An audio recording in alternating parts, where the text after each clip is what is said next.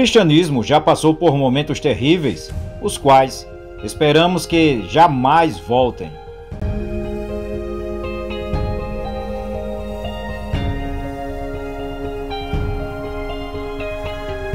Marco Aurélio, conhecido como o Imperador Filósofo, é frequentemente lembrado por sua obra Meditações, um tratado filosófico que reflete sua adesão ao estoicismo e a sua busca pela virtude e sabedoria.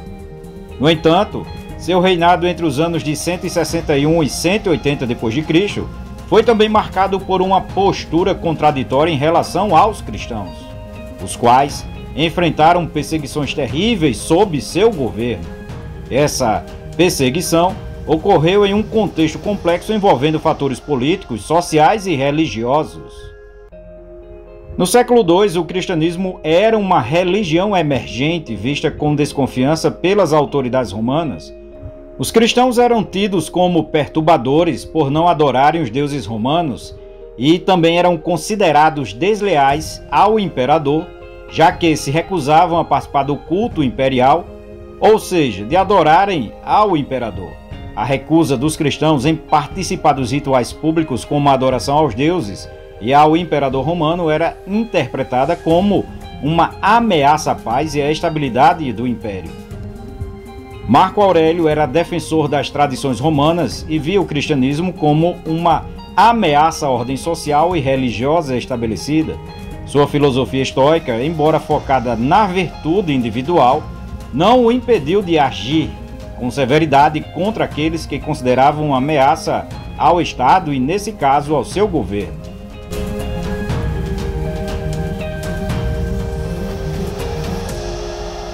Um dos episódios mais conhecidos de perseguição ocorreu em Lugdunum, atual Lyon, na França.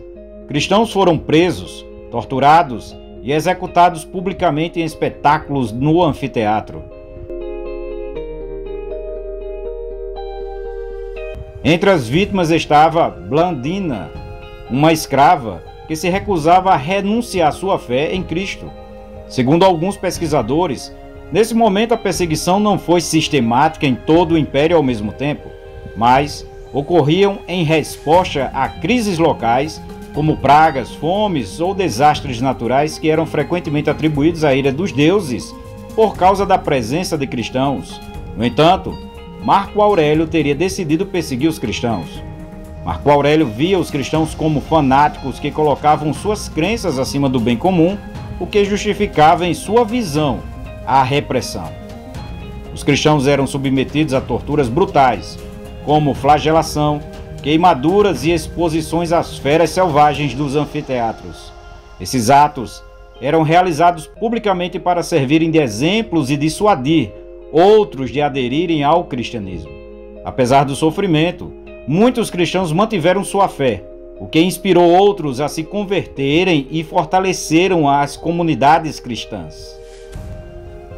Embora Marco Aurélio pregasse a virtude, a razão e a compaixão em suas meditações, suas ações contra os cristãos revelam a dissonância entre sua filosofia e suas práticas políticas.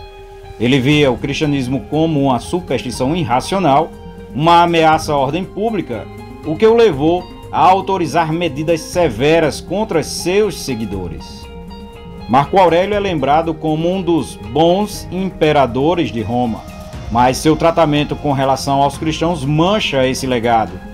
Segundo alguns pesquisadores, sua perseguição não foi tão sistemática quanto a de outros imperadores como Nero ou Diocleciano, mas foi significativa em sua brutalidade, crueldade e número de mortes. A perseguição aos cristãos sob Marco Aurélio é um capítulo sombrio de seu reinado, que contrasta com sua imagem de filósofo virtuoso e até que ponto os líderes políticos são capazes de chegar para manter o controle e o poder em suas mãos. Esse período revela a complexidade das relações entre o Estado romano e o cristianismo nascente, bem como a coragem dos cristãos, que enfrentaram o martírio por suas crenças.